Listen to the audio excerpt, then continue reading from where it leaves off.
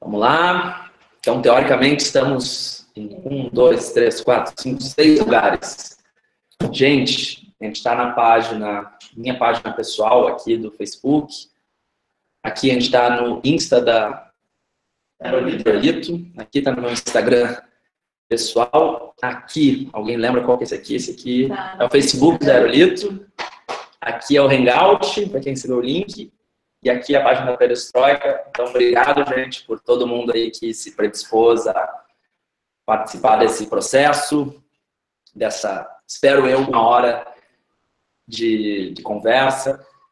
Antes de mais nada, então, tenho que explicar o que está rolando, explicar quem eu sou, explicar por que a gente está aqui, né? Eu tenho certeza que tem gente que me conhece, tenho certeza que tem gente que não faz a menor ideia quem eu seja e por que estou falando tudo isso. Então, vamos começar pelo início. Eu prometo ser breve, tá? O meu nome é Thiago, eu sou futurista, sou empreendedor, sou professor, sou autor. Então, como professor, eu dou aula tanto na Perestroika, que é o organismo que eu ajudei a cofundar há mais de 10 anos. É uma escola livre de atividades criativas, que dentro da sua categoria ajudou a pavimentar o caminho para várias outras escolas. Então, para muitas pessoas, é um organismo que deu origem ao movimento aí de escolas livres. Ajudei a cofundar laboratórios de Big Data, coworkings, aceleradoras de negócio, empresas de tecnologia, enfim, me aventurei em muito lugar diferente e entre mortos e feridos, eu acho que entre empresas que ainda vivem ou sem a minha participação, empresas que já morreram, empresas nas quais eu ainda estou envolvido, eu acho que tem um pouco mais de 20 iniciativas. Autor, fiz um livro por crowdfunding chamado Vai Lá e Faça, recentemente foi publicado pela Belas Letras, pessoal que eu sou muito grato, fez um trabalho incrível. Esse livro chegou a figurar ali no lançamento entre os livros mais vendidos de negócio do Brasil, o que muito nos orgulha. Sou também, então falei de empreendedor, falei de professor, falei de autor e sou também futurista, né? Atividade que hoje em dia eu invisto mais energia e se vocês estão aqui provavelmente é por causa disso. Eu, desde 2011, me familiarizei com o termo e comecei a achar esse mundo legal. Comecei a estudar isso com mais carinho em uma escola chamada Singularity, que acho que muitos de vocês conhecem. Singularity tem muitos projetos, sendo que o core da Singularity é um projeto chamado GSP. Na época se chamava Global Solutions Program, né? Tinha um outro nome. E agora, esse projeto tem como intenção juntar as inteligências de 2 cachorros grandes, né, que é a NASA e Google, num projeto de 10 semanas, aulas das 9 da manhã às 10h30 da noite, 6 dias por semana, durante 10 semanas, para dividir o que tem mais inovador, disruptivo em novas tecnologias, como inteligência artificial, nanotech, biotech, engenharia espacial, enfim, coisas que eu nem sabia que existiam, obviamente, novos modelos de negócio, como gerar impacto positivo e assim por diante. E a partir dessa imersão, né, que em número de horas pode ser, em muitos casos, maior que um MBA, que uma pós-graduação, me apaixonei por futuro do trabalho, naveguei aí por outras escolas. Eu acho muito perigoso quando a gente tem um olhar monocromático do futuro, né, já que o futuro, o Thomas Frey diz, né, que a gente vive o presente a partir do olhar do futuro. É o futuro que desenha o presente, não o contrário. O jeito que a gente acha que vai ser o futuro é a forma como a gente vive. Então, se a gente tem uma visão monocromática do futuro, por exemplo, só a visão da Singularity, a gente vive de um jeito de acordo com as crenças e as lógicas da Singularity. Eu acho isso interessante, mas perigoso. Eu sempre acho mais legal a gente ver várias versões do mesmo universo e tentar fomentar com um pensamento crítico o nosso olhar. E foi isso que eu fiz. Então, a partir daí, eu comecei a visitar várias escolas de inovação e futurismo para tentar entender o que era, né, o nosso recorte, a nossa curadoria de futuro do trabalho, e acabou que isso se transformou em um monte de aprendizado. Eu vou mostrar aqui os vários livros, cadernos e paradas que eu trouxe só para colar, né, no dia de hoje, porque eu não sei direito para que lado que vai. E o pessoal, muita gente me pergunta, até dentro aqui da Aerolito, né, muita gente pergunta, Thiago, conta aí o que você aprendeu aqui, o que foi ali e tal, e a gente decidiu organizar nesse material. Então, essa é a introdução. Hoje, eu ajudo a liderar a Aerolito. A Aerolito é um laboratório de futuro, e estudo de futuro, investigações de futuro, né, dizendo, explorações de futuro, e tecnologias exponenciais, como realidade virtual, criptomoedas, inteligência artificial, robótica e internet das coisas. Bom, vocês devem ter visto que a gente compartilhou um link. Esse link que está aí nos comentários da galera, né, teoricamente é para estar nos comentários de todas as transmissões, mas se não tiver, eu repito, é bit.ly/10, né, o número 10, 10 coisas, 10 escolas, tá? Então, se inscrevendo nesse link, a gente vai ter como compartilhar o PDF dessa conversa aqui. O que é o PDF dessa conversa aqui? Não criem mega expectativas, tá? Não vai ser um super PDF, vai ser uma espécie de cola com alguns nomes, algumas referências, alguns links que eu vou comentar aqui. Usem sua vontade, usem como quiser, né? Open source aí, pelo menos de nossa parte, open source. E inscrevam-se nesse link para receber o PDF, tá? Senão a gente não vai ter como mandar para vocês. Beleza? Depois eu vou falar de outras coisas. A galera tá me pedindo aqui para falar da conferência que a gente tem. Não sei se vocês sabem que a gente tem a Friends of Tomorrow Conference, dia 5 de agosto, em São Paulo. Vai ser o maior evento de futurismo do Brasil. Depois eu comento mais sobre ele. Agora eu quero ir direto ao ponto, que é falar dos conceitos, das ideias que eu reuni aqui.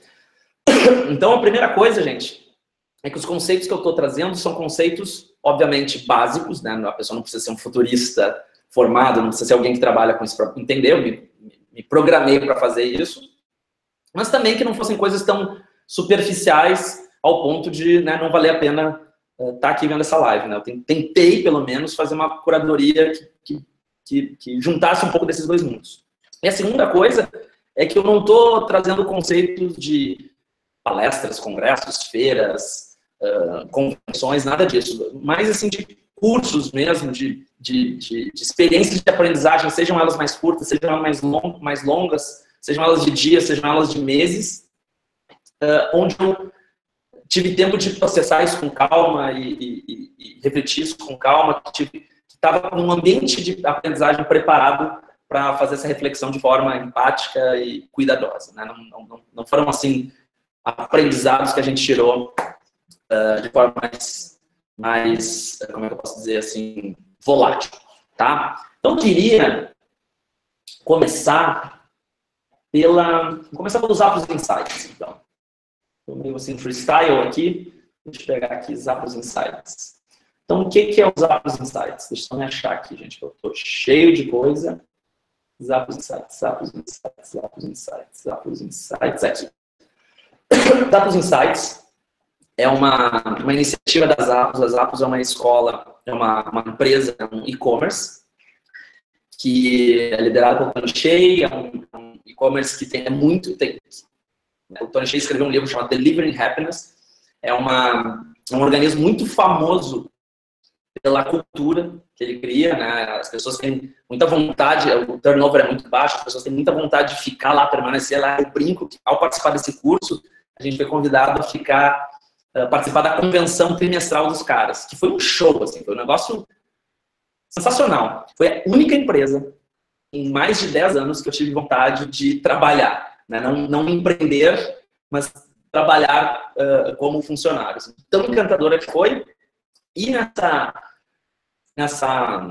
imersão de 3 dias, que acontece lá em Las Vegas, poderia citar várias coisas, vou tentar resumir aqui alguns dos conceitos que eu aprendi lá. O principal deles foi ter contato com esse livro aqui, chamado Tribal Leadership. Então, Liderança Tribal, Tribal Leadership. Ele é um livro de 3 autores, Logan King e Fisher Wright. E ele comenta a tese por trás do livro, foi feita uma grande pesquisa, a tese por trás do livro é de que existem pelo menos, né, na teoria, 5 tribos dentro das nossas organizações. Então, teoricamente, numa organização clássica, tradicional, a tendência é que a gente tenha essas 5 tribos divididas da seguinte forma. Então, a primeira tribo é o membro desgarrado. O membro desgarrado é aquela pessoa que, né, tem a tribo aqui, tem um membro desgarrado, aquela pessoa que meio que não interage com ninguém, não quer saber de nada. A gente brinca aquele indivíduo que todo mundo acha que um dia vai entrar com uma metralhadora e matar todo mundo, assim, um potencial psicopata. E esse grupo de pessoas, né, que é maior nas maiores empresas e menor nas menores empresas, porque ele é proporcional, normalmente corresponde a 2%. Né? Em números absolutos ele fica maior ou menor, mas normalmente corresponde a 2%. Então, 2% dos organismos, na teoria, segundo a liderança tribal, é de indivíduos que, né, estão desconectados, desagregados da tribo. A segunda tribo é a vítima apática. Então, a vítima apática é uma pessoa... Se o inimigo para um membro desgarrado é o universo, uma pessoa que está de mal com o universo, de mal com a vida, o inimigo da vítima apática é o seu chefe. Então, ele diz, que sorte a sua, que tem um chefe legal, que tem um computador bom. A minha vida é um inferno, eu tenho um computador horrível, um chefe cabeça dura, meu escritório está cheio de problema aqui, minha equipe não me ajuda em nada, e está sempre reclamando, o que a faz se tornar um burocrata. Né? Um burocrata. Essa pessoa se torna um burocrata, que é o empacador, né? Que é aquela pessoa que mobiliza todas as ações para que o sistema não ande. Então, tem uma metáfora que eu vi há pouco tempo e que eu gostei, assim, o goleiro que está ali embaixo das traves, e vem uma bola, bate neles, putz, mais uma bola que bateu em mim. A pessoa que está sempre reclamando, a pessoa que, sei lá, trabalha no câmbio, eu vou ali trocar dinheiro, e eu chego, olha, gostaria de trocar reais aqui por dólares, a pessoa, bufa, meu Deus, mais alguém querendo trocar reais por dólares. Então, é uma pessoa completamente infeliz, inclusive com a atividade a qual ela sabe que, né, a atividade que ela deve prestar. Isso aí representa... Normalmente, então, são pessoas que não estão trabalhando para o sistema, estão trabalhando contra o sistema. Representa mais ou menos 24% do organismo. Aí a próxima tribo se chama guerreiro solitário. Então, guerreiro solitário é uma pessoa que não está pensando na empresa, está pensando só em si. Então, se ele receber 50 centavos de aumento de ticket numa oferta em outra empresa, ele vai. Se ele tiver que puxar o tapete, mentir, matar, estuprar, ele vai fazer isso para que ele ascenda profissionalmente. Ele está pensando em si, ele é um carreirista, está pensando em si e não nos outros. Então, ele entende aquela meritocracia muito crua, né? Que não percebe a ideia de que as pessoas largam de pontos diferentes na linha de largada. Costuma representar 49% da empresa. Então, façam as contas, né? A gente tem 2, depois 24, depois 49. E essas 3 tribos são as tribos mais escassas, mais egoístas. Então, a gente normalmente tem que trabalhar essas tribos para que elas acabem que elas fiquem mais abundantes. Existem 2 tribos que são mais interessantes, são mais legais. A quarta tribo se chama orgulho tribal. Então, são as pessoas que dizem, putz, eu adoro trabalhar onde eu trabalho, o organismo, a empresa, né, onde eu trabalho é sensacional, o chefe é irado, meu computador é sensacional, a propaganda que a gente faz é muito boa, a equipe é demais, mas as outras empresas são mais ou menos, são meia boca. Então enxerga que a sua tribo é incrível, mas que as outras tribos não são tão incríveis assim. E existe uma separação muito clara entre o que é minha tribo e o que é outra tribo, representa mais ou menos 22%. Mas é já um sentimento positivo, tá? Por fim, vem o estado da arte do pensamento tribal, que seria o inocente maravilhado. Olha esse nome, inocente maravilhado, né? Que é o indivíduo que repete o discurso anterior, então ele diz, meu chefe é incrível, nossa empresa é incrível, nossa equipe é incrível, o computador que eu tenho é incrível, tudo é incrível, e as outras empresas também são incríveis, nosso concorrente é incrível, a gente deveria se juntar a esse concorrente para fazer algo mais incrível do que o incrível que a gente faz incrivelmente sozinho, e assim por diante. Então, a ideia de colaborar, de cooperar, é maior e o sentimento de abundância é bem maior. E é a partir daí que nasce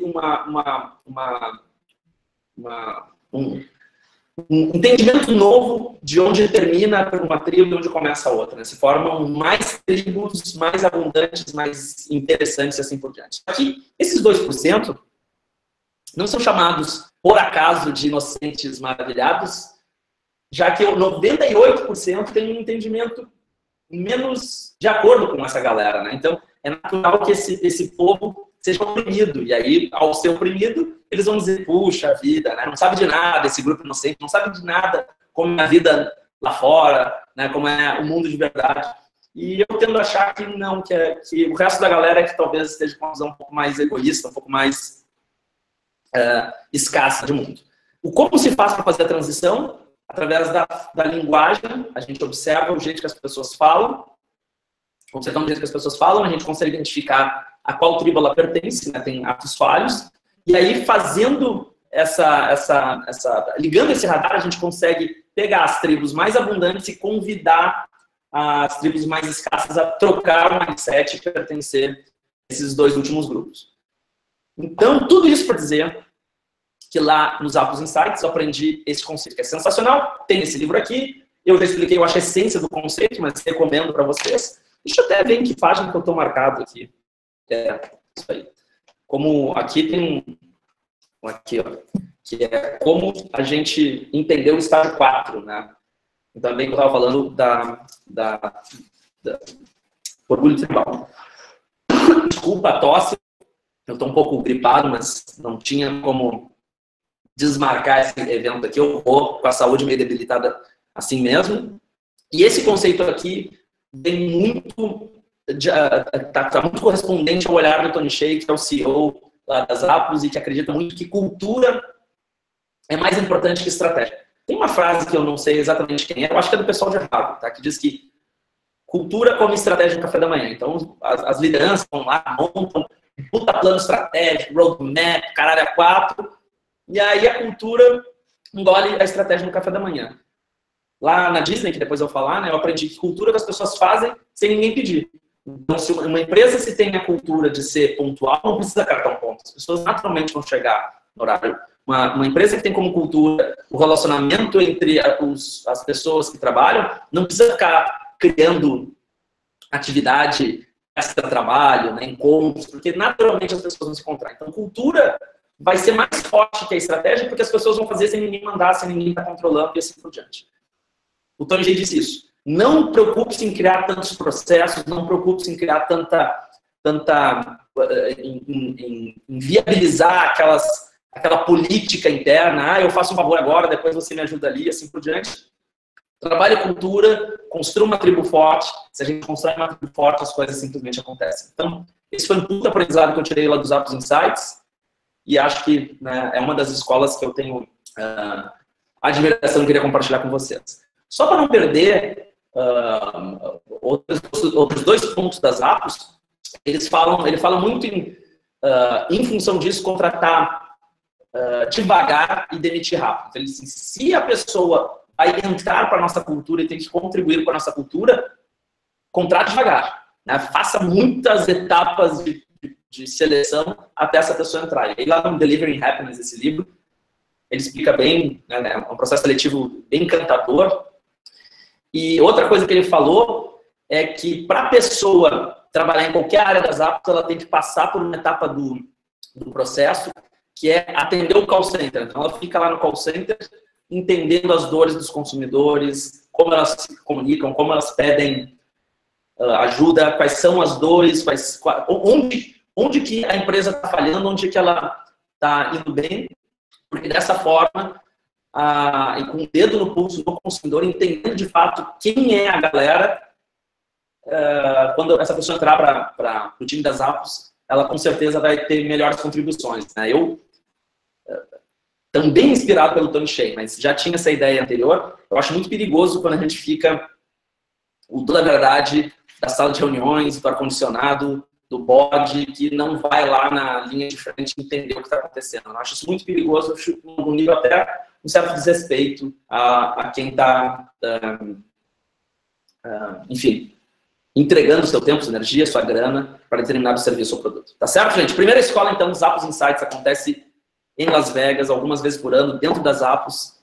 E check nesse ponto, vou para a próxima. Na verdade, foi mais de um insight, né? Vocês perceberam que foi mais de um insight. Continuando.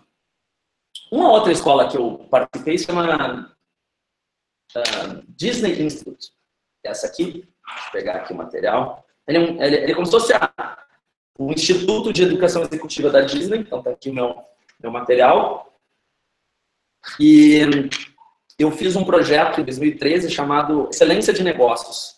Que são 5 dias, é uma imersão, onde durante a manhã, um pedaço da tarde, a gente tem teoria, que é tudo isso aqui, depois eu vou explicar o que é. E logo em seguida a gente tem ticket para experimentar e observar isso nos parques da Disney, né? Que é uma delícia. Então a gente se diverte um monte e ainda aprende um monte de coisa.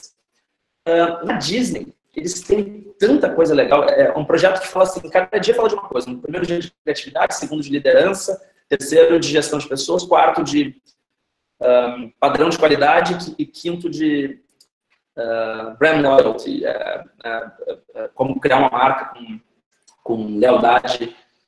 E eu poderia falar muita coisa, galera, porque foi realmente muita parada. Mas eu separei aqui pelo menos alguns insights que eu acho interessantes. O primeiro eu já falei anteriormente, né? Que é cultura que é o que a gente faz sem ninguém pedir. Então, você que é gestor, pense sobre se você está fomentando cultura ou se você está fomentando processos, né? Porque se a gente fomentar a cultura vai ser mais forte. A cultura vem muito pelo exemplo do que simplesmente instituir um processo. Se o processo não está dando certo, talvez a cultura esteja engolindo esse processo. Outra coisa que eu aprendi lá, que é sensacional, é o conceito de líder. Eu gostei muito desse conceito de líder. Líder é qualquer pessoa que influencia mudança. Então, líder não é um cargo. Líder não é CTO, CEO, CFO, né? Diretor, VP, gerente. Líder é qualquer pessoa que provoca mudança, que influencia mudança. E se a influência é positiva, é ser um líder positivo. Se influência positiva gera mais coisas positivas, sinal de que a gente quer mais líderes, né? Então, a ideia de ter empregados, de ter colaboradores, seja o nome que a gente quiser dar, né? Mas dessa ideia hierárquica, onde um manda e todo mundo obedece, vai contra a mudança. Ou seja, se existe um líder que quer a mudança, ele tem que promover mais líderes, porque quanto mais líderes, mais a mudança. Mas a insegurança de muitos líderes faz com que ele queira controlar os demais, né? E aí se manter no cargo como alguém representativo, como alguém insubstituível. Acho que é um equívoco e uma insegurança gigantesca. Outra coisa que eles falam de cultura, associando lá com as APOS, eles fazem uma tríade que é assim, cultura é igual a comportamento. Então, né, traduzindo, cultura se cria através da repetição de comportamento. Se as pessoas chegam no horário, vai se criando uma cultura de chegar no horário. Se as pessoas convivem pós-expediente, vai se criando uma cultura de sermos amigos além do horário de trabalho. Então, cultura é igual a comportamento. Comportamento é igual a resultado. Né? Se a gente tiver um comportamento pró-organismo, é igual a resultado, vai dar resultado. Portanto, se a gente fizer a combinação, né, A igual a B, B igual a C, portanto, A igual a C, portanto, cultura é igual a resultado. De novo, a Disney acredita, assim como as APOS, mais importante do que uma série de outras regras e regulamentações e statements, é importante criar cultura. Se a gente cria cultura, as coisas vão para frente. Mas a coisa que talvez quem já estudou comigo sabe que eu adoro falar da Disney é do framework para autonomia. Eu vou explicar agora da seguinte forma.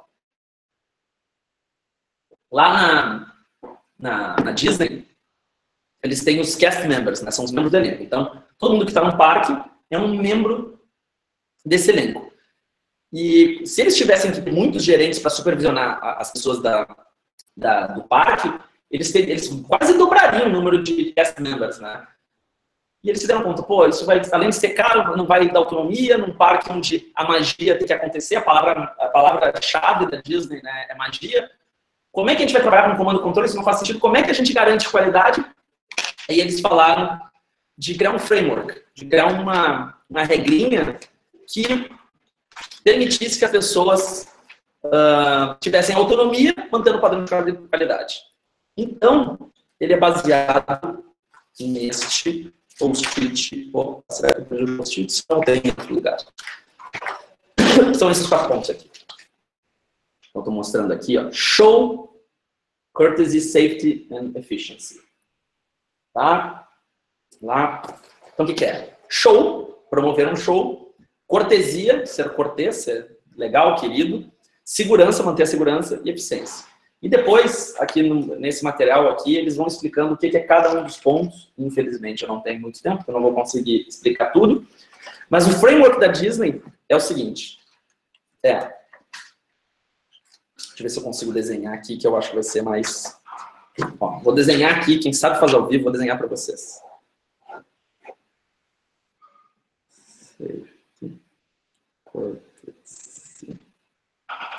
Show. Então tá aqui, ó. Tá? Espero que vocês entendam a minha letra. E eu vou explicar o que é. Então, o que é? Ele começa aqui, tá? E vai girando. Começa nesse aqui. Um cast member lá da Disney, ele tem que olhar. Se é uma pessoa que vende sorvete, por exemplo. Ao meu redor, tá tudo seguro? Tá tudo de boa? Não tem nenhum pai pendurado numa grade para tirar foto do seu filho? Não tem nenhuma criança em cima de uma lata de lixo para espiar um personagem? Então tá, posso continuar vendendo sorvete. Se eu tô vendendo sorvete, tá tudo seguro, eu posso ser cortês. Bem-vinda, princesa, bem-vindo, super-herói. E aí, pessoal, de onde vocês são? Ah, vocês são do Brasil? Oh, eu sei falar umas palavras em português. Aqui tem uma colega brasileira e continua vendendo sorvete. Tá seguro? Tá sendo cortês? E tá tudo indo bem, a pessoa pode participar do show. Ela pode cantar, dançar, representar, aumentar a experiência que tá rolando. E depois ela só precisa rodar, eu brinco, esse PDCA infinito aqui, gerando cada vez mais eficiência. Então, não sei se dá para ver bem, mas é segurança, cortesia, show e eficiência. É um framework que, se um cast member da Disney segue esse framework, ele não precisa de um supervisor que fique ali comandando e controlando. E isso gera muito mais magia, gera muito mais interesse das pessoas, gera muito mais encanto das pessoas que estão visitando a Disney, gera mais qualidade no atendimento, felicidade, engajamento e tudo mais. Então, da Disney, eu poderia destacar isso, poderia destacar mais um monte de coisa, como vocês podem ver aqui, mas não dá tempo de falar, gente. Tem um monte de coisa sobre criatividade, sobre liderança. Tem um negócio incrível. Eu acabei de ver agora um post-it que eu não revia desde 2013, né? Porque, caso vocês não tenham percebido, eu não abro isso aqui diariamente, né? Então, tem coisas aqui que eu não revisava há muito tempo. Então, o que dizia aqui? Cadê? Deixa eu só olhar. Tá aqui, ó. Tá aqui o post-it que eu comentei. Deixa eu só enxergar. Ai, meu Deus, agora perdi. Só porque ele tava na mão, assim. Peraí, se eu não achar... Aqui, ó. Olha aqui, e até tem um out, ó. Vou mostrar aqui. Mostrar aqui. Mostrar aqui. Aqui. Aqui. E aqui, mas o que o post-it diz é: o objetivo no longo prazo de uma liderança não é grana, é legado. Quando a gente morrer, vai ficar legado, né? A gente não vai levar nada a não ser legado. Que legado que a gente está deixando como liderança? Não só como liderança, mas principalmente como liderança. Acho interessantíssimo pensarmos nisso.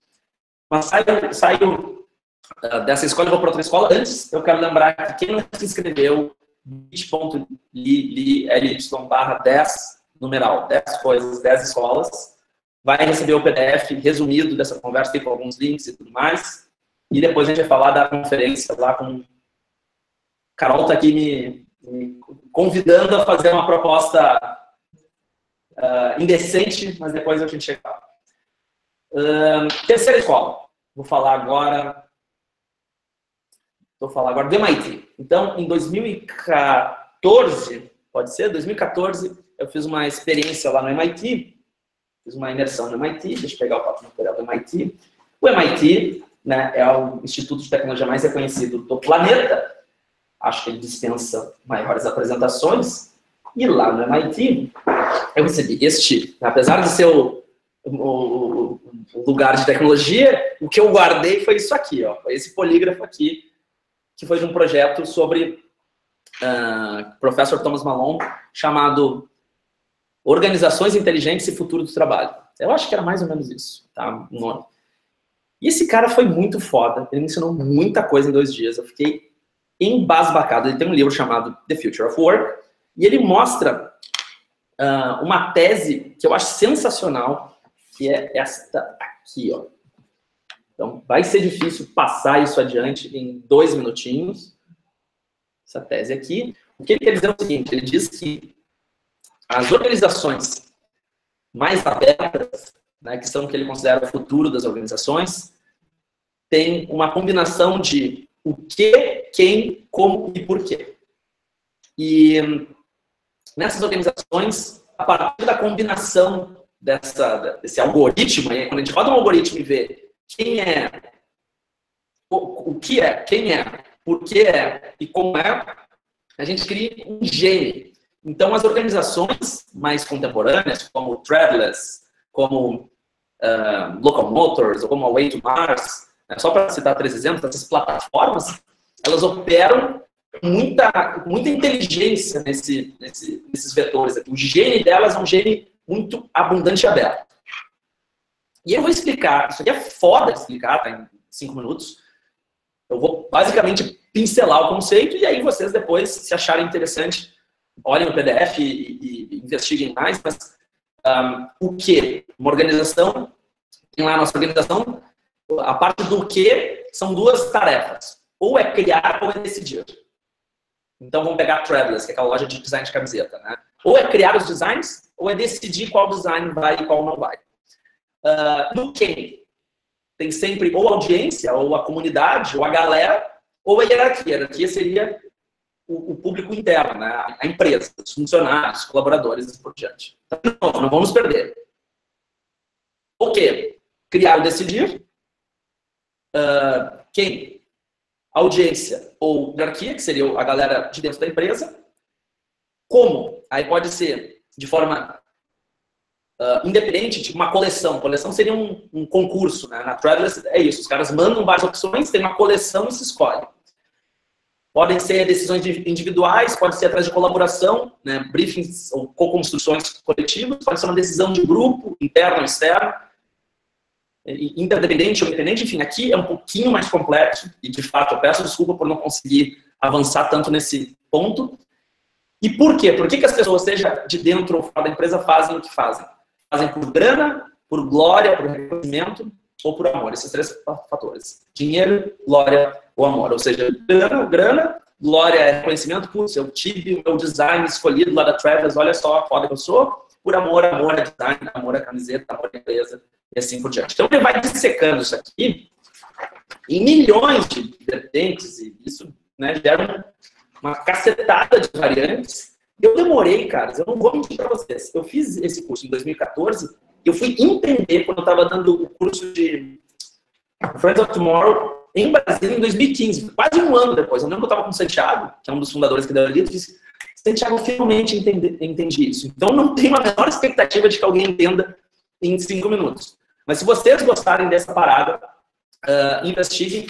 E essa parte aqui do porquê, ele é um estudo feito, eu acho que é na década de 60, pelo Herzog, que ele descobriu que a higiene, os fatores de higiene, talvez eu tenha aqui os fatores de higiene, não sei se eu vou ter aqui na mão, mas foi feito esse Herzog, ele fez um estudo para descobrir quais eram os fatores de higiene. Fatores de higiene é o seguinte, se esses fatores de higiene estão resolvidos, aí a gente consegue motivar as pessoas. Então, fatores de higiene são, por exemplo, não ter um chefe déspota, não ter medo, ter um salário minimamente razoável, ter condições de trabalho, um espaço de trabalho minimamente razoável. Então, os fatores de higiene são, assim, básicos. Sem fator de higiene, não dá para chegar nesses 3 aqui, tá?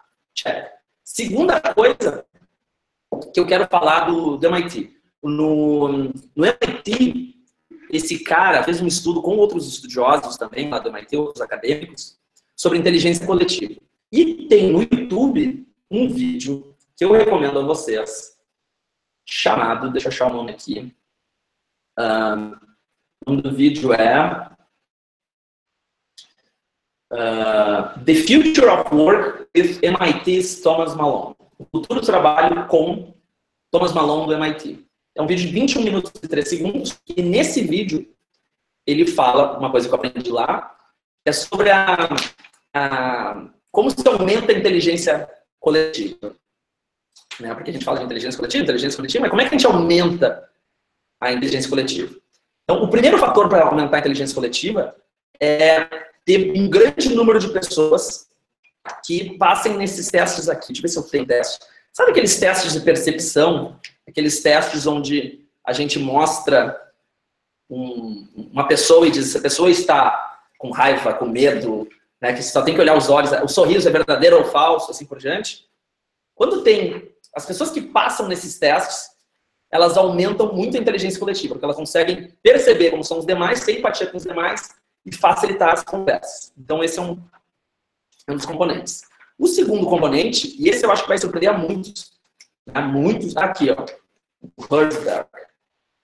Aqui, ó, Herzberg, fatores de higiene e fatores motivacionais, tá? Então, tô aqui para não dizer que eu estava mentindo.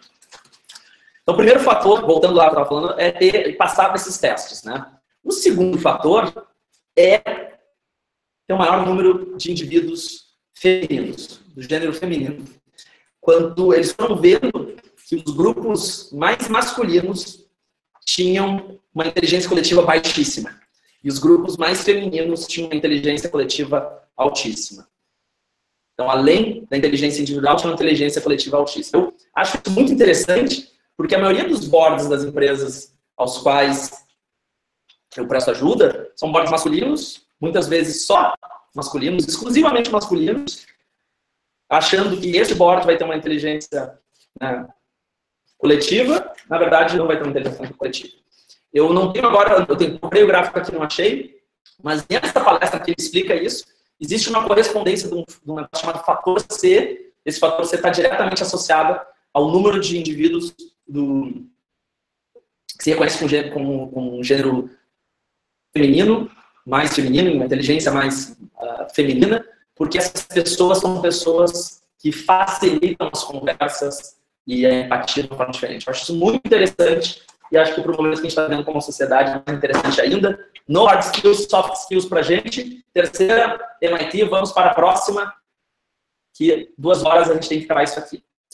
Harvard. O que eu aprendi em Harvard? Eu tive agora, no ano passado, fazendo um projeto lá sobre valor compartilhado. Vou ter que ser um pouco mais papum, tá, gente? Valor compartilhado é uma estratégia para que a gente, é uma disciplina para que a gente repense os nossos negócios, nossos parâmetros de sucesso, não ter só lucro, faturamento, ser grande e tudo mais, mas conseguir trazer outros ativos para a nossa cadeia de valor. Eu vou basicamente compartilhar aqui rapidinho este material aqui, que eu acho que vocês encontram com alguma facilidade na internet, que foi feito em parceria com a Fortune, que mostra, segundo a Fortune e Harvard, os estudiosos de Harvard, algumas das empresas que têm essa disciplina, esse olhar para valor compartilhado mais aguçado. Os insights que eu tive lá foi justamente esse, né? Como fazer com que as nossas cadeias sejam mais abundantes. Por exemplo, tem planos de saúde que, em vez de que entregam equipamentos com esses wearables para que as pessoas tenham mais saúde.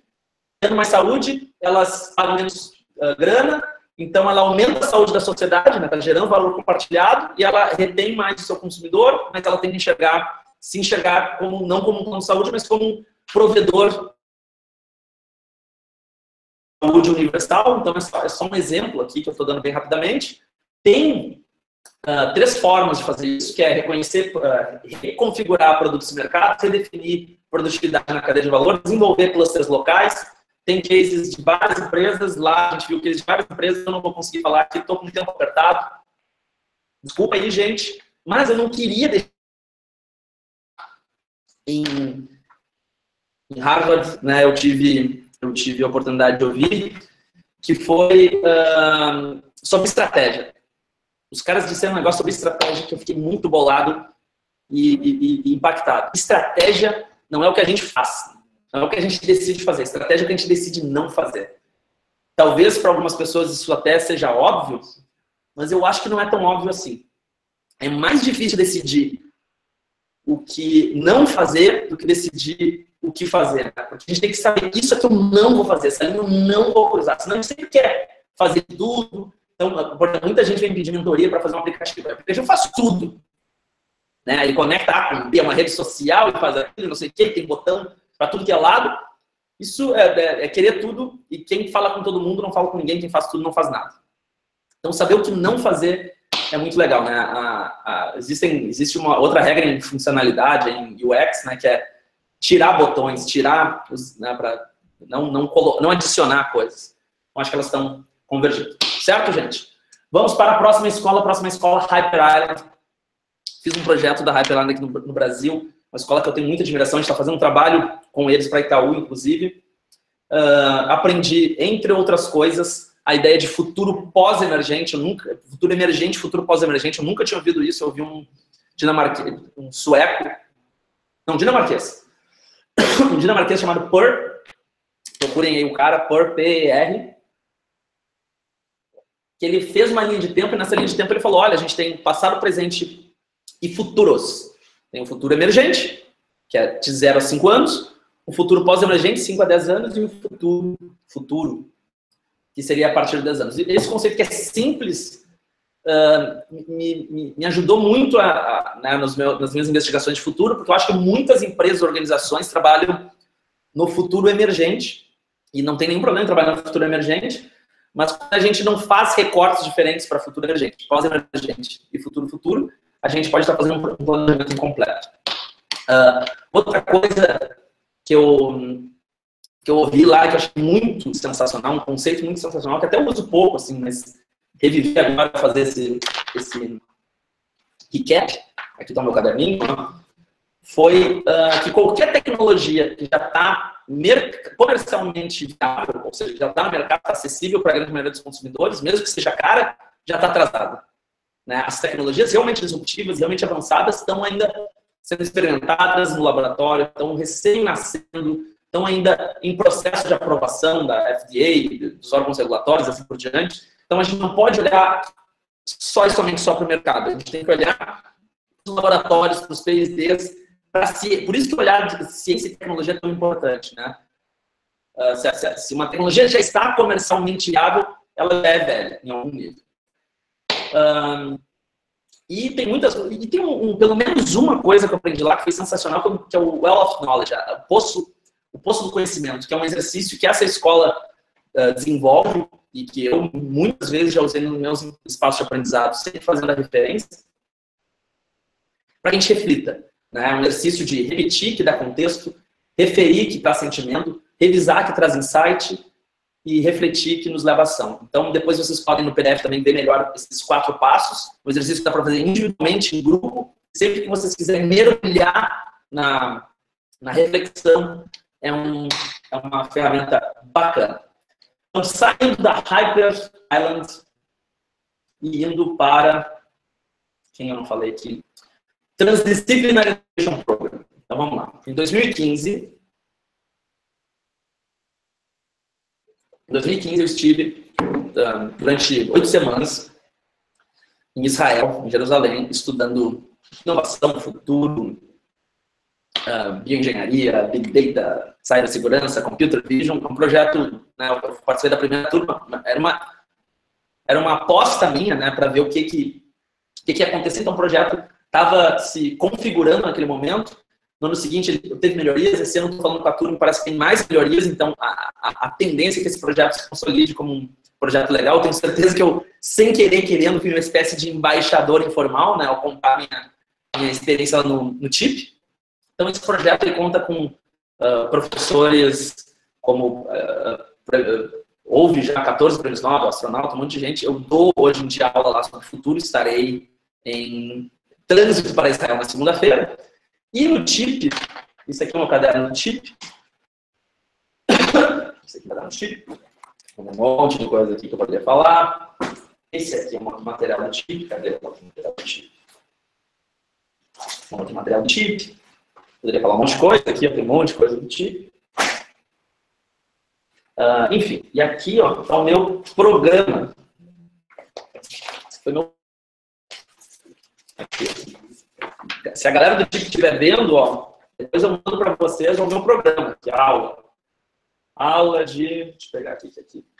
Aula de privacidade e viral, com a Karine Marrom. Foi bem legal essa aula. Desafio da Unicef. O que faz computer vision ser difícil? Blá, blá, blá. Tá.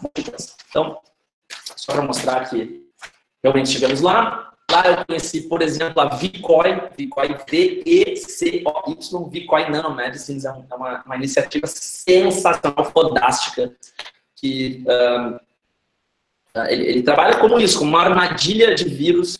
Ele já é capaz, né, já tem proof of work, capaz de uma nanotecnologia, nanobiotecnologia, a gente ingere organismos vivos e ele cápsula, né, ele prende o vírus dentro de um pokeball, né, tipo, como se fosse uma esfera aberta, difícil de explicar subjetivamente, assim, mas procure VCOI Nanomedicines que vocês vão ter.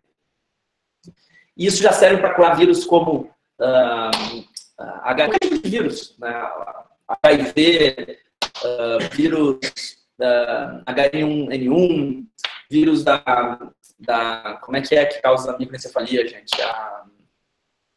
Zika vírus. Então, essa é uma tecnologia que poderia, se for levada com carinho para o mercado, pode salvar um monte de vida, pode trazer uma saúde para muitas famílias, para muitos indivíduos. A gente só precisa conhecer e criar espaço para isso. Quando estava tendo surto de Zika no Brasil, eu fiz questão de conectar o pessoal do VCOI com o poder público. Muitas pessoas ajudaram, mas acabou... Eu me lembro que chegou no gabinete da então presidenta Dilma Rousseff. A frase que a gente ouviu é que ela queria saber mais sobre o assunto, mas estava todo aquele caos político, acabou não evoluindo. Uma pena.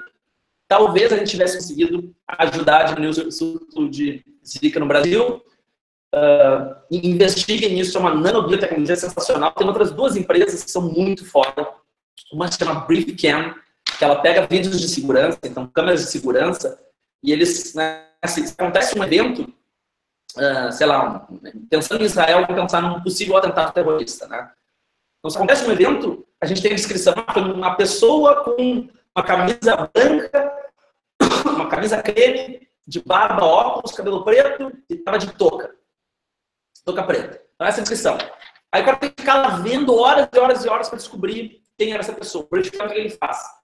Ele resume, ele comprime os vídeos e coloca todos os eventos em poucos minutos, poucos segundos. Então, a câmera de segurança normalmente não está gravando nada, está gravando só o fundo. Então, sempre que estiver gravando só o fundo, ela ignora. Quando tiver algum movimento, ela capta. E depois ela põe todos esses objetos em movimento juntos no mesmo vídeo. A gente consegue enxergar rapidamente, tem essa pessoa de verde, essa pessoa de laranja, essa pessoa... tem essa pessoa aqui. Ela comprime isso, a gente consegue identificar muito mais rapidamente. É incrível. Tem um chamado iMusic. iMusic é um software para que as pessoas façam substituição sensorial. Então, o que é substituição sensorial? É eu enxergar com os ouvidos, né? É um conceito muito complexo. Imagine uma pessoa que já enxergou e que não enxerga mais, que perdeu a visão por algum tipo de acidente ou por algum tipo de doença. E aí, ela, através do som, ela vai fazendo com que a pessoa crie imagens na sua cabeça, configure imagens na sua cabeça, enxergue cores, enxergue formatos. É difícil reproduzir isso. Olhem lá, iMusic. Vocês vão ficar encantados. Foi uma das aulas que eu mais me encantei nesse projeto chamado Transdisciplinary Innovation Program. Mas eu queria destacar, como meu principal aprendizado, eu não estou aqui, podia ter trazido, uma ideia de modelo de negócio para o país. Israel é um país pequeno, né, na comparação com o Brasil, minúsculo em comparação com o Brasil. Tem cerca de 6 milhões e meio de judeus. Tem mais um grupo de população muçulmana, de outras religiões. E como existem conflitos a partir das religiões, não existe mercado local, né? Os países ao redor de Israel não fazem acordos econômicos com Israel. Então, eles não têm mercado local, né? Eles não têm um Mercosul, por exemplo, uma comunidade europeia. É uma região com pouquíssimos recursos naturais e eles começaram a pensar assim, o que a gente faz? A gente não tem recurso natural, não tem população, ou seja, não tem mercado interno. No Brasil, a gente tem 200 milhões de pessoas para consumir. Não tem mercado comum, o que a gente faz? E eles, a partir das dificuldades, olharam para os pontos fortes, viram que todas as pessoas passam pelo exército, né? Homens, mulheres, passam pelo exército. Homens ficam 3 anos, mulheres 2 anos. E isso, o exército acaba sendo um treinamento de como sobreviver, né, a momentos de escassez. Então, por exemplo, eu tive um colega lá que trabalhou numa força especial do exército, que ele foi literalmente largado com o seu né, companheiro de exército no meio do deserto, com meia dúzia de equipamentos. Eles tinham que sobreviver 2, 3 dias caminhando no deserto só com a bússola e os equipamentos que eles tinham. Então, um treinamento bem punk, assim. E a pessoa que passa por isso não vai ter medo de empreender, né? Empreender não vai ser um grande desafio. É uma nação que tem, pela cultura, uma afeição a estudos, gostam de estudar, né? Toda a cultura judaica é muito afeita a estudar. Então, eles decidiram criar um modelo de negócio que era o seguinte, que era, vamos criar propriedades intelectuais, vamos investir em tecnologia, criar propriedades intelectuais que têm um patamar mundial para serem compradas por empresas europeias, americanas, Google, Apple, enfim. Ou seja, eles têm muito investimento em ciência e tecnologia para desenvolver uma propriedade intelectual que os faça ser diferentes dos demais. Essa propriedade intelectual tem que ser algo de mercado universal e, a partir daí, um grande player vai comprar essa TI. Eu acho esse modelo de negócio interessante, né? Tem algumas questões aí de open source que talvez eu consideraria, né? Que talvez eu não seja totalmente de acordo, mas eles têm um modelo de negócio. E no Brasil, qual é o modelo de negócio que a gente tem? No Brasil, a gente tem um monte de gente querendo empreender, um monte de gente querendo fazer app, achando que fazer app, ou ter ideia da app é empreender. Na maioria das vezes, o app é o Uber do 3 pontinhos, né? Seja o que for 3 pontinhos, Uber das babás, Uber das manicures, Uber do cabeleireiro, Uber da bicicleta, né? A gente normalmente junta aqui, pluga ali, algo que já existe, né? Existem, inclusive, listas explicando que já existem todos os Ubers, né? De tudo, e dá para ver a quantidade de players em cada uma dessas categorias. Então, o entendimento de empreendedorismo e tecnologia, mas principalmente de modelo de negócio no Brasil, defasado, e parece que a gente tem que se inspirar em outros países, tem muito menos, não tem um mercado único. Startup Nation, nação empreendedora, que foi para mim o maior aprendizado desse programa. Poderia falar de um monte de coisas, do que eu vi lá de órgãos em chips, do que eu aprendi em computer vision. Tempo, realmente, próxima escola, eu estou aqui chegando na reta final. Próxima escola que eu queria falar, um projeto com eles, é uma escola dinamarquesa muito interessante. E dentre as coisas que eu aprendi, teve um conteúdo, até que a Michelle, que estava no projeto junto comigo, participante também, me relembrou, que eu achei muito, que é uma sigla chamada VICA, né? V-I-C-A, que eles dizem que para aceitar os novos espaços de aprendizagem do futuro, para criar ambientes onde as pessoas aprendem, tem que aceitar o VICA. VICA é 1, volatilidade, 3, complexidade, 4, ambiguidade. Então, que são conceitos que normalmente na administração clássica, na gestão clássica, são vistos como fraquezas, né? Então, as coisas são mais voláteis, as coisas são mais incertas, as coisas mais ambíguas. Respeitar e trabalhar isso exige que a maioria das escolas, sejam elas de ensino fundamental, médio, ensino superior, não estão observando. Se preparar para esse futuro, mais em mente de aprendizagem, a gente tem que olhar com carinho para esses 4 itens. Poderia falar mais disso, estou atrasadíssimo, gente, desculpa. Migrando agora para... tem uma que vai ser um easter egg, que é eu fiz um curso de biomimética aqui com a representante do Biomimicry Institute no Brasil. Então, este livro aqui é um grande livro que eu tenho maior respeito, admiração pelos conceitos compartilhados. Aqui, eles mostram, né, principais. Então, são princípios da vida que a gente pode levar para os negócios. Eu acho que aqui eu tenho eles em português. Eu tenho em português. Nesse outro. Então, os princípios, eles observaram como é que a vida, biomimética é isso, é mimetizar a vida. Né? Observaram como é que são os que se mantêm no ecossistema. E o primeiro item é ser eficiente no uso de materiais e energia. Aí tem os subitens. Segundo item, usar química verde. E aí tem os seus subitens. Terceiro item, integrar desenvolvimento. Quarto item, estar localmente atento e responsivo. Quinto item, adaptar-se às condições de mudança. E sexto item, poder para crescer. Um monte de coisa de biomimética que dá para dividir, mas eu queria mostrar o diagrama, porque o diagrama é tão legal. Ver se eu consigo mostrar aqui na live. Ai, a Chica vai me matar agora se eu pegar o diagrama errado. Espera aí. Então tá aqui o diagrama, ó. Investiguem, não vai dar para ver, mas investiguem aí nas buscas de vocês. From nature. Então, são essas coisas que a natureza tem nos ensinado e nós, seres humanos, em cima da nossa arrogância. Porque eu sei que tem gente que tem que sair aí. Deixem eu dar 2 recados, aí eu falo das últimas 2 escolas. Eu acho que são as 2 últimas, tá? Então, quem puder ficar mais 10 minutos vai ver o recado, mas deixa eu dar 2 recados. Primeiro, bit.ly, bit.ly, ly/10, 10 coisas, 10 escolas. Vocês recebem um PDF de tudo que a gente falou aqui, vai ser um PDF resumido.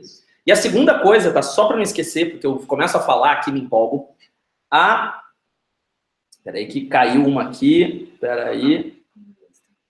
Caiu aqui. Eu acho que não, ele não faz mais que mal.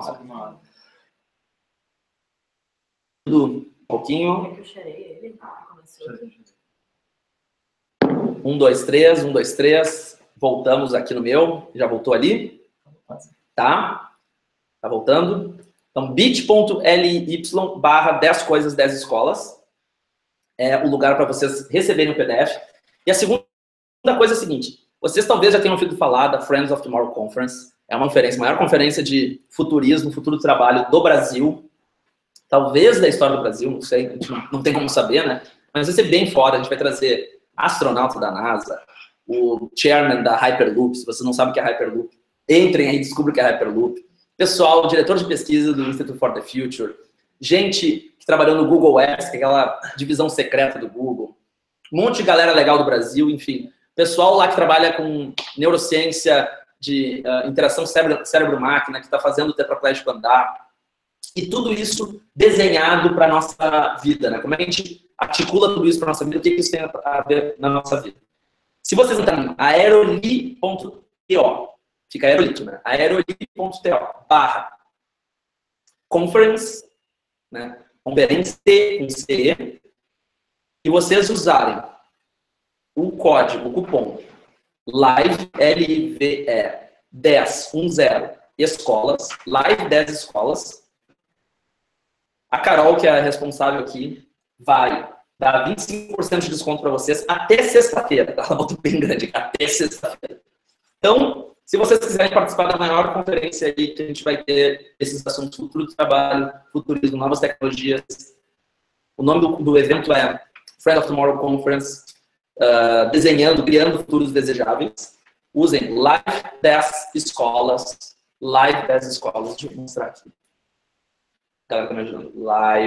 Cupom Live 10 escolas. E vocês, até sexta-feira, terão 25% de desconto. Depois, não digam que eu não fui amigo de vocês. Tá. Tchau. Aí, última coisa.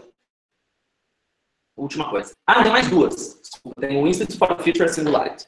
Talvez não por acaso os mais legais. No Institute for the Future,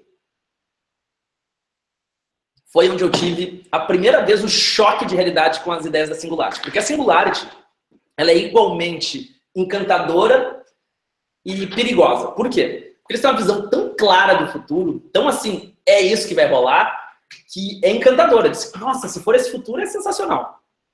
Mas ao mesmo tempo perigosa. Quando a gente tem uma visão de futuro, né, muito profética, assim, a gente talvez não esteja dando espaço para outras possibilidades.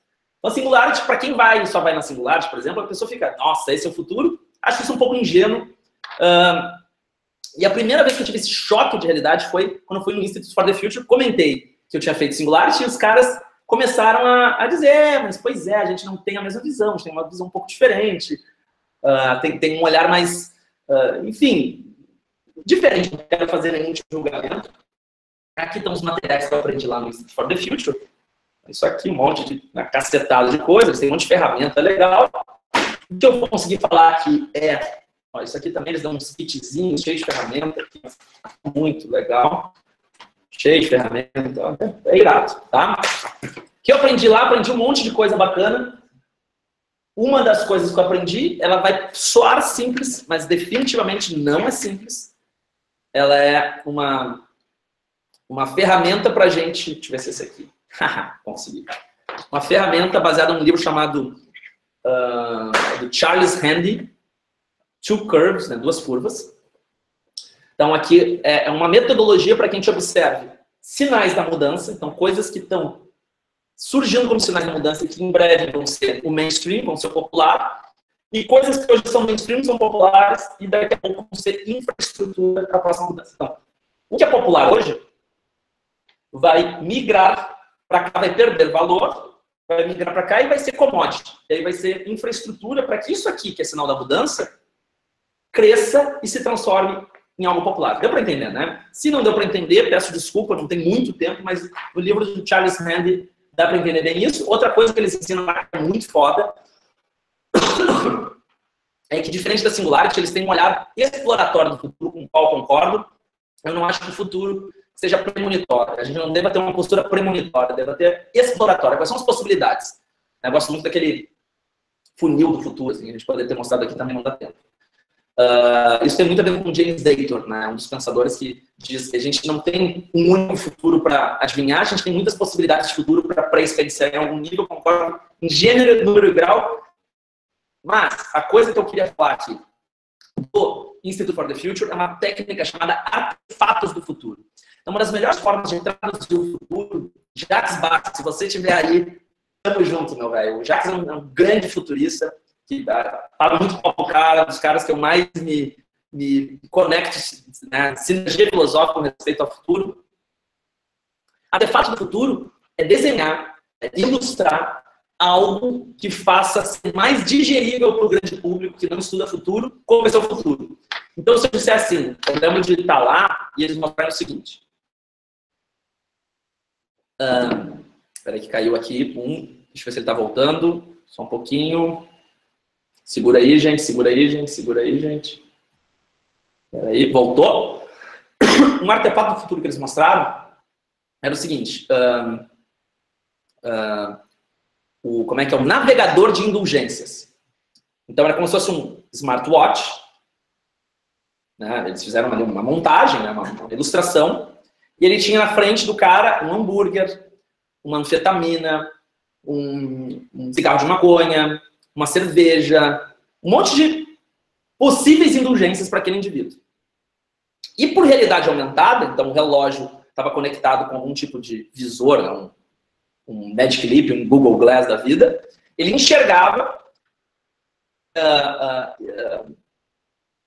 assim, numerações positivas e negativas para cada uma das indulgências. Então, assim, a anfetamina vai dar mais energia, vai dar tanto de prazer, vai dar tanto disso, mas vai tirar isso, disso, isso. Então, tinha um índice assim do lado, né? Mais tanto, mais tanto, mais tanto, menos tanto, menos tanto. O hambúrguer vai saciar mais no prazer, mas vai me trazer mais caloria, não sei o quê. O score final dele é tanto. O cigarro de maconha é tanto. A cerveja é tanto. Então, se eu tivesse que escolher uma indulgência, eu poderia usar esse navegador de indulgências e fazer a seleção através dessa inteligência artificial desse score e ir para frente. Então, procurem aí navegadores de indulgências, Indulgence Navigator, e vocês vão ver do que eu estou falando, mas criar ilustrações, artefatos, paradas, coisas, gadgets do futuro, nos ajuda a entender como é o futuro. É mais fácil traduzir para o grande público. Chegando na Singularity, e aí talvez a Singularity seja mais conhecida das escolas, mas ao mesmo tempo as ideias são as mais comentadas, portanto talvez o que eu diga aqui não seja novidade para ninguém. É o seguinte, A Singularity tem como premissa básica o pensamento exponencial. Não vou explicar o pensamento exponencial, vocês podem ver aí um documentário chamado The Transcendent Man, o Homem Transcendental, que explica um pouco o pensamento exponencial, e aí vocês vão ver ali que a lei de Moore, aquela lei que identificou que os chips, os microchips, dobravam de poder computacional a cada 12, 18, 24 meses, foi identificada pelo Ray Kurzweil como uma curva maior, né? Na verdade, os computadores, nos últimos 110 anos, será que estão passando um recado aqui? Ah, beleza, já falo disso. Eles vêm dobrando esse price performance desde o cartão perfurado, passando pelo relé, vácuo, transistor e microchip. Então, o computador vem nessa curva exponencial nos últimos 110 anos. Não parece que ele vai parar, e na medida que este pensamento começa a ser o pensamento vigente, porque essa tecnologia é vigente, as previsões não são mais lineares, são exponenciais. E a maioria de nós faz previsões lineares. Então, resumir, um negócio complexo. Vejam lá no Transcendent Man. Coisa mais legal que eu vi na Singularity, para mim, pelo menos, foi GNR, que foi as revoluções pós-digitais. Assim como tem muitos pensadores dividem a história da humanidade em era agrícola, era industrial, era digital. E aí teve a revolução industrial, teve a revolução digital. Então, da agrícola para industrial, teve a revolução industrial. Da industrial para digital, teve a revolução digital, mas talvez a gente veja aí a ascensão de 3 eras. Essa foi uma leitura minha, tá? Não foi um jeito que eles explicaram. Essa combinação das duas curvas foi uma coisa bem autoral minha. Mas talvez a gente tenha GNR, genética, nanotech, e R de robótica / inteligência artificial, como revoluções que vão se estabelecer até 2029. Talvez sim, talvez não, talvez uma, talvez duas, talvez 3. Talvez as 3 depois de 2029, não importa. Observar essas 3 curvas e usar parâmetros como o MIT Breakthroughs para validar isso tem sido uma investigação bem legal. Então, revoluções pós-digitais foi algo muito interessante. Baixem o The Transcendent Man, que vocês vão entender tudo. Para terminado, que eu já deveria estar há 8 minutos numa reunião. Eu aprendi lá na Singularity um negócio que eu acho que é meio para a vida, assim. Na aula 1, eles escreveram assim... Me empresta uma canetinha vermelha ali. E aquele papel, por favor. Obrigado.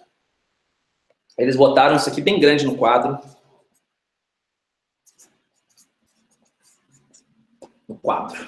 No projetor. Respect. E eles disseram, você sabe o que significa respect? Significa respect. Respect significa to look again. Então, veja mais uma vez, observe uma segunda vez, coloque um segundo olhar, reflita um segundo momento. E aí a gente vai estar respeitando. Espectro, né? Tudo mais. Eu achei isso muito foda. E eu acho que dá para organizar e conduzir toda essa nossa conversa através de um convite a respeitar o futuro. Respeitar as nossas ideias de futuro, os nossos valores sobre o futuro. Eu acredito que a maioria de nós tem um entendimento ainda pouco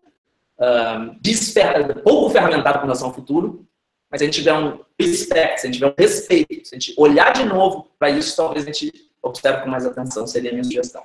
Antes de ir embora, 2 coisas. Se vocês forem embora agora, vocês vão se ver com a Carol, ela vai buscar vocês pela orelha. Primeira coisa, neste final de semana, em Florianópolis, nós temos o TomorrowX. TomorrowX é o TEDx, né? São os eventos organizados de forma independente pela nossa comunidade. Por favor, procurem aí TomorrowX Florianópolis, TomorrowX Floripa, vai ser um evento do caralho. O Santiago do nosso Darulito vai estar lá. Segunda coisa, quem quer o PDF com o resumo dessas paradas aqui? Não será um PDF mega super completo, não vai ser uma bíblia, mas vai ter várias palavras-chave e links que a gente falou aqui. bit.ly/10 coisas, 10 escolas. E a última coisa, a Carol me pediu para falar, Friends of Tomorrow Conference, 5 de agosto, em São Paulo, das 9h da manhã às 6h30 da tarde, não sei, vai acontecer no Teatro Gamaro. Vão ser 10 palestrantes entre astronautas, tecnólogos, neurocientistas, empreendedores, enfim, e com este cupom aqui, Se vocês forem no endereço aeroli.to/conference, vocês conseguem se inscrever com este cupom aqui, Live 10 Escolas, LIVE 10 Escolas, até sexta-feira, e só até sexta-feira, vocês conseguem 25% de desconto, daí não digam que a Carol é amiga de vocês, tá? 3 perguntas, por favor, Elisa, Gui, que estão me ajudando. Espero que tenha sido legal, gente. Me esforcei para ser legal. Foi do caralho para mim, porque eu revi vários conteúdos, tem um monte de gente ainda logada. Vou responder 3 perguntas, tá? Scarlett perguntou, que outras escolas de criatividade e inovação tem? Legal. Scarlett perguntou, que outras escolas eu conheço? Eu escrevi um post, uma série de posts chamado Cuidados para Ser no Futurismo. Entrem nesse post, entra lá, Scarlett, tem um link no segundo post que diz assim, o Lattes não é a única escola de futurismo do mundo, tem um link lá com uma lista de escolas, então se vocês clicarem lá, vocês vão ver escola pra caralho, tá? Poderia listar outras escolas, essas foram algumas das escolas que eu me aventurei, acho que são boas escolas. A gente no Brasil tem um curso chamado Friends of Tomorrow, que é o único curso assim, que já tem alguns anos em cima desse conteúdo, a gente tem para a 25ª edição, mas existem outras iniciativas mais novas aqui no Brasil, que eu também acho bem bacanas. Acho que todas são complementares, não tem uma melhor que a outra, mas se vocês quiserem o nosso olhar, esse olhar que é um olhar de muitas escolas curado pela gente. Ah, valeu, Scarlett. O Guilherme perguntou, o maior desafio que temos é quebrar paradigmas das pessoas. Qual a dica do chave para quebrar esses paradigmas e mostrar o melhor o nosso valor, nosso novo valor nesse momento? Legal, a Elisa me ajudou aqui com... Como é que é o nome da pessoa? Guilherme. Guilherme diz o seguinte, que as pessoas... Repete o início da colocação, como foi? O maior desafio é tentar quebrar paradigmas. O maior desafio é tentar quebrar o paradigma das pessoas, né? Se as pessoas não quebrarem os paradigmas, não adianta ter tecnologia, negócios, modelos de negócios disruptivos, nada disso vai para frente. Eu tenho um jeito que eu faço para tentar quebrar paradigmas próprios, tá? E ele é tão importante para mim que eu tatuei aqui no braço. Então tá aqui, ó. Tá? Tá aqui, vou mandar para todo mundo, tá aqui. O que isso aqui significa? Me alcança o caderninho de novo que eu vou desenhar, que eu acho que desenhando vai ser mais ilustrativo. O que é? Isso eu aprendi lá em Israel. Eu poderia ter falado sobre isso, mas acabei não falando. Foi também uma interpretação minha, tá? Não foi algo que veio como conteúdo. Eu acredito nessa proporcionalidade aqui de entendimentos, tá? Ou talvez muito mais aqui para baixo, mas só como figura. O vermelhinho ali, a ponta, é o que eu sei que eu sei. Então, eu sei que eu sei falar português, tá? Eu sei que eu sei falar português, eu sei que eu sei falar inglês, eu sei que eu sei o caminho da minha casa. Eu sei que eu sei. Essa segunda etapa aqui é o que eu sei que eu não sei. Então, eu sei que eu não sei falar russo. Eu sei que eu não sei pilotar um helicóptero. Eu sei que eu não sei. Mas essa etapa aqui, esse grupo aqui, é o que eu não sei que eu não sei. E aí o que é? Não sei. Simplesmente não sei porque eu não sei. Então, toda vez que cresce aqui, cresce aqui, cresce aqui, eles são correspondentes, eles são proporcionais. Isso me faz lembrar todos os dias de que quanto mais eu sei que eu não sei, mais eu não sei que eu não sei. Então, se eu não estiver aberto para novos paradigmas, eu estou simplesmente escrachando a minha ignorância, né, da maneira mais óbvia possível. Tem um efeito chamado efeito que ele mostra, 2 estudiosos chamados Dunning-Kruger, eles fizeram um estudo assim, ó. Desculpa, eu já fiz um desenho errado. Peraí, né? Se é para fazer direito. Guilherme, segura aí que vai certo agora. Assim. Dunning-Kruger. Se vocês procurarem Dunning-Kruger, Dunning com 2 N's, vocês vão achar. Isso aqui é 100% certeza, isso aqui é 0% certeza, isso aqui é pouco experiente, médio experiente, muito. Então, a pessoa tem muita certeza das coisas, é que normalmente que ela é pouco experiente. Estudando, vai vendo que sabe pouco, e depois, quando se torna ela tem bastante conhecimento, mas ela tem convicção. Então, ela tem convicção das coisas, não certeza, não sabe. Portanto, para quebrar paradigma, a gente tem que se aceitar como um eterno ignorante. Certo? Valeu, Guilherme. Última resposta. A Alessandra Vendo para ti qual o projeto da Harvard com a Fortune e para falar mais sobre o assunto. Querem que meus sócios me matem, tá? Então, o que é? Sobre o assunto. Então, essa aqui é a lista de empresas que estão no valor compartilhado. Mas eu vou dividir com você que deu origem à série, que o artigo acho que é de 2013. Será que é isso? O nome do artigo é Criação de Valor Compartilhado. O Porter conheceu uma figura emblemática assim, ao vivo. Então, entrando aqui, vocês podem... O que é importante nesse ponto aqui específico é o seguinte. Base da pirâmide, empresa 2.5, valor compartilhado, ativo, sustentabilidade. Todos esses termos que parecem meio a mesma coisa, mas a gente vai entendendo. Eu gostei de trazer a ideia de valor compartilhado. Tem uma coisa engraçada, tá? Em 2010, o Facebook tinha assim, estudou em Harvard, porque era claro, era óbvio que estudar em Harvard, sabe? Era uma coisa assim, impossível pensar que um dia eu não poderia fazer. Isso faria... Não poderia ser confundida. Eu gosto de contar algo que a gente deseja, né? Acontece. Ao escola tão clássica como é a escola de Harvard, que foi que a gente tem que olhar de um pouquinho estruturado, sabe? Toda a rede, a economia, a propósito, está sendo tangente, mas eu acredito que existem mais avançados que Harvard.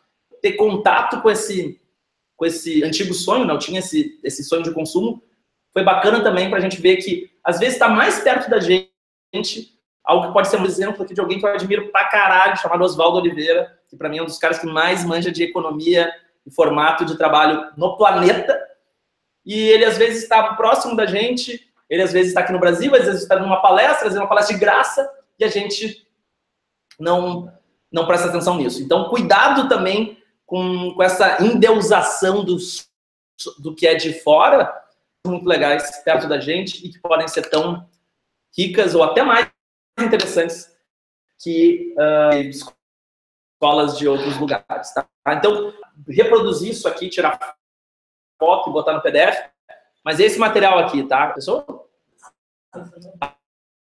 Alessandra, tá? Desculpa, eu tenho... Na verdade, já estou atrasado e peço desculpa para vocês. Galera, agora tem essas ideias que vocês acharem que valem a pena. Em breve a gente conversa mais. Vocês lá, eu estarei com certeza lá lembrando e me falando sobre coisas que talvez eu já saiba, talvez eu saiba que não saiba, que eu acho que... Beijos, abraços. Vamos encerrar tudo aqui.